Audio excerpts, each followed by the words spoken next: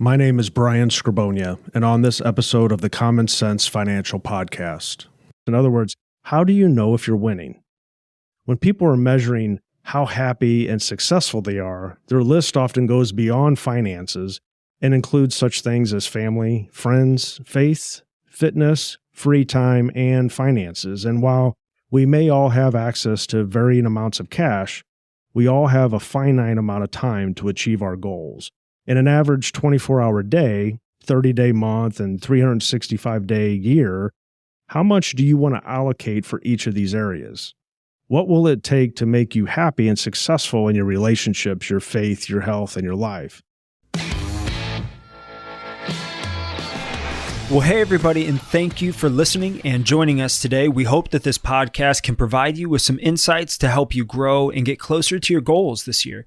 But before we get started, be sure to subscribe to this podcast. That way you'll be notified about new content and you'll be able to listen to Brian tackle a variety of different topics. So you can subscribe on Apple Podcasts, Spotify, Stitcher, SoundCloud, pretty much anywhere that podcasts can be found. And all the links to subscribe, as well as past episodes, are available on the website at brianscribonia.com. So thanks again for tuning in, and let's get started. Opportunities are still there. The attempt at passing down wealth from generation to generation. Consider the outcome, not just popular opinion. And the whole teaching there is about preparedness and being ready. There's a difference between what's real and what's true. You're listening to the Common Sense Financial Podcast. I'm your host, Brian Scribonia. Thanks for tuning in, and let's get into today's topic. One of the hardest lessons I've ever had to learn is that we as human beings can only do so much. And this is a lesson that applies to every aspect of life, including financial planning. Physically, we can only do so much before we need to rest and recharge. Mentally, we can only take on so much before we become overwhelmed. Practically, we can only do so much with the time, talent, and treasure we possess. Just like a vehicle has a literal fuel tank that will take you so far before you need to refuel, we all have our own fuel tank of capacity. How much you can do and how far you can go is entirely dependent on the capacity of that tank. One of the most common missteps people make with their personal finances is simply trying to do too much with their resources. For example, many people want to pay down their debt, save for their children's college, save for retirement, pay off a mortgage, cash flow to fund home improvements, pay cash for vehicles. They want to focus on and tackle everything, and while these things are all great goals, it's simply not practical to try to accomplish all of this at the same time. Most folks just don't have enough resources in their fuel tank to take it all on. It is not only difficult to stretch enough resources across so many tasks all at once, but some of these goals, they can actually work against one another. And here's why. People tend to segregate their financial goals into silos. They see their mortgage as something to pay off while seeing their retirement as something totally different, when in reality, these are all part of the same conversation, and they may overlook possible opportunities that exist by using a more strategic, more broad approach.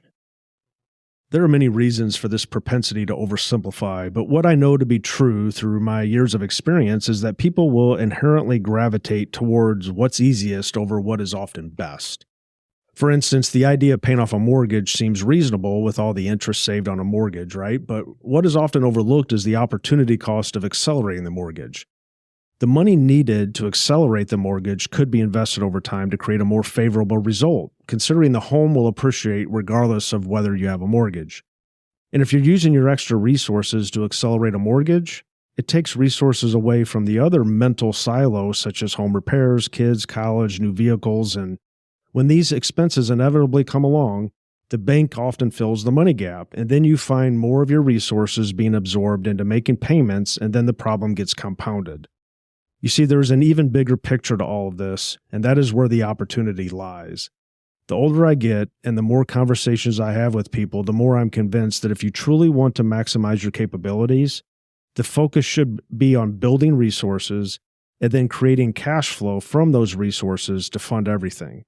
And the reason why I feel so strongly about this is because once you spend money, it's gone forever. The opportunity cost of money spent is the loss of potential income stream in the future. People can make large amounts of money, but if they spend it, even by paying down debt, they will continue to have to create new income to replace it. And when you break this down to the most basic aspect of your entire financial picture, you find that you can do without pretty much everything, but you have to have income. Ideally, passive income, because this is what frees you from having to trade your time for money. If you work for a living, you do your job in exchange for a paycheck. The cash flow from that paycheck supports your lifestyle. Beyond the paycheck, the time you're trading is the most precious resource, not necessarily the money. Your time is irreplaceable. It is in limited supply. So why not reverse the system and figure out a method for trading your money for time? This is where passive income comes in. It fills your income gap, allowing you to free up your time.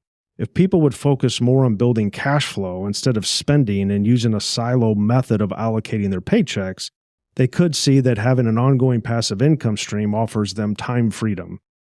In my experience, I find that people get caught up in their silos and find themselves beholden to their system of working to spend. The truth is that people can live without saving money, and they can live with debt, but they cannot live without cash flow. The even bigger picture here is how you measure financial progress. When it comes to determining how you'll use your resources available to you, you should ask yourself, what is the most important metric to track when it comes to wealth and happiness? In other words, how do you know if you're winning?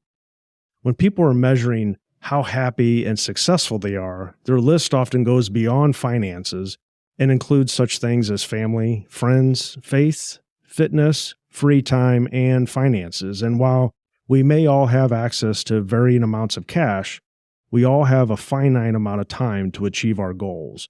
In an average 24-hour day, 30-day month, and 365-day year, how much do you want to allocate for each of these areas? What will it take to make you happy and successful in your relationships, your faith, your health, and your life? Once you figure this out, you have two options. Option one is try to do everything yourself.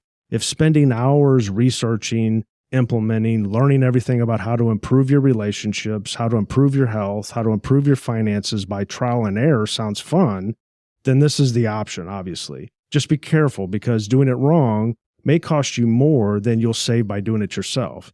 And while you may excel at one subject or another, it's pretty unlikely that you will ever be as knowledgeable as a counselor, a pastor, a doctor, and financial professional, all knowledge compiled together to make a professional level decision that impacts your life and everyone around you.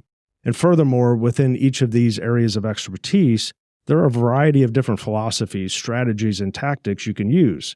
And without the appropriate education, training, context, and experience, it could be difficult, if not impossible, to know which is the best for you. This is especially true when you consider the fact that absolutely none of the advice you'll read, you'll Google search, experiment with ChatGPT, or hear from your friends will be tailored to your unique situation. It is beyond comprehension how anyone could be an expert with everything from preventing disease to building a portfolio. There's just too much at risk, and it's a big deal. Option number two is delegate.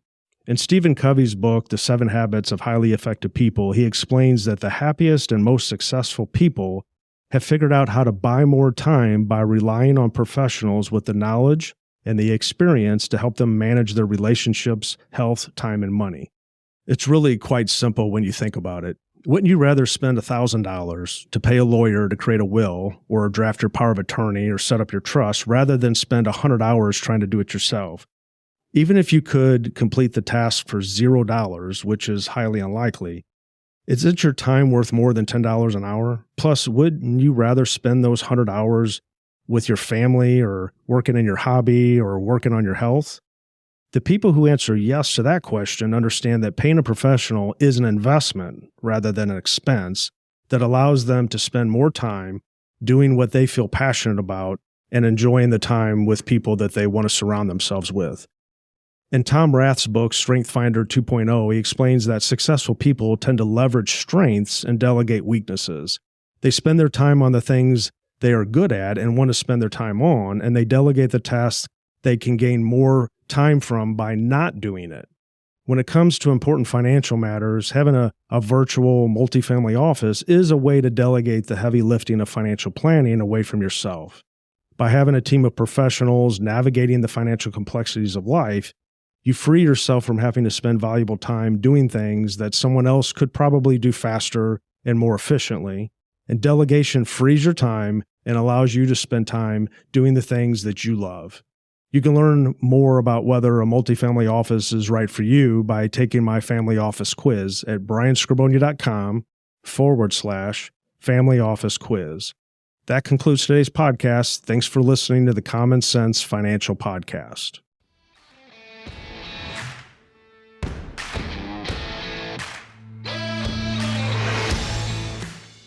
Thanks for listening to today's show. If you liked what you heard, be sure to subscribe on YouTube and Spotify so that you can receive notifications when we release new episodes. I'm Brian Scribonia, and this is the Common Sense Financial Podcast. Well, thank you for listening to the Forbes Top 10 rated Common Sense Financial Podcast. Before you go, I want to encourage you to jump over to brianscribonia.com to access the full archive of blogs and podcasts. And if you want to be the first in line to get new content, you can sign up for free on the Brian Scribonia website as well. If you're not following Brian on all the social channels, we'd love to have you join in on the conversation. Instagram, Facebook, LinkedIn, Twitter, he's there. Lastly, if you've enjoyed listening to today's podcast, or if you have found value in any of our content, help spread the word by sharing our videos, podcasts, and posts wherever you get them. We greatly appreciate it and are glad that you took the time to join us today. Securities offered only by duly registered individuals through Madison Avenue Securities, LLC, member FINRA and SIPC. Advisory services offered only by duly registered individuals through Scribonia Wealth Management, a registered investment advisor. Tax services offered only through Scribonia Tax Consulting. Mass does not offer billed banking or tax advice. Scribonia Financial Group, LLC, Scribonia Wealth Management, LLC, Scribonia Insurance Services, LLC, Scribonia Tax Consulting, and billed banking are not affiliated with Mass. Scribonia Wealth Management, LLC is a registered investment advisor. Advisory services are only offered to clients and prospective clients where Scribonia Wealth Management, LLC and its representatives are properly licensed or exempt from licensure. Investing involves risk, including the potential loss of principal. Any references to protection, safety, or lifetime income generally refer to fixed insurance products, never securities or investments. Insurance guarantees are backed by the financial strength and claims-paying ability of the issuing carrier. This podcast is intended for informational purposes only. It is not intended to be used as the sole basis for financial decisions, nor should it be construed as advice designed to meet the particular needs of an individual situation. Billed banking is a DBA of Scribonia Insurance Services, LLC. Benefits and guarantees are based on the claims-paying ability of the insurance company, not FDIC-insured. Results may vary. Any descriptions involving life insurance policies and its use as an alternative form of financing or risk management techniques are provided for illustration purposes only, will not apply in all situations, may not be fully indicative of any present or future investments, and may be changed at the discretion of the insurance carrier, general partner, and/or manager, and are not intended to reflect guarantees on securities performance. The term billed banking, private banking alternatives, or specially designed life insurance contracts are not meant to insinuate that the issuer is creating a real bank for its clients or communicating that life insurance companies are the same as traditional banking institutions. This material is educational in nature and should not be deemed as a solicitation of any specific product or service. Billed banking is offered by Scribonia Insurance Services, LLC only and is not offered by Madison Avenue Securities, LLC. Our firm is not permitted to offer, and no statement made during this show shall constitute tax or legal advice.